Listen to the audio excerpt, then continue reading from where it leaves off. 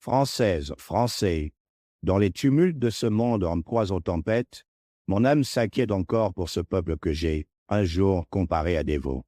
L'histoire, me semble-t-il, se répète. En 1940, face à l'envahisseur, trop nombreux furent de ceux qui, gouvernés par des faibles, choisirent le renoncement, et pour certains, l'ignominie de la collaboration. Moi, je suis parti pour combattre.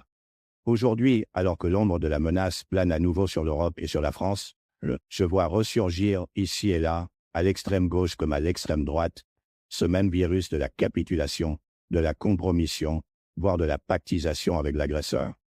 Pourtant, cette fois, la France a la chance d'être conduite par un jeune homme qui partage mes convictions. Emmanuel Macron est un homme d'État. Il tire la barre avec fermeté et insuffle à notre pays une ambition digne de son histoire. Par sa vision européenne, son esprit de réforme et sa ténacité face aux crises, il s'inscrit dans la lignée de ceux qui refuseront le déclin et œuvrent pour la grandeur de la nation, au sein d'une Europe forte et unie. Emmanuel Macron a choisi le mouvement, le renouveau. C'est ainsi que l'on écrit l'histoire. Quant à ses détracteurs, je ne vois en eux que des guignols carriéristes, englués dans les jeux de parti, incapables de briller ailleurs que dans l'ombre de l'argent public.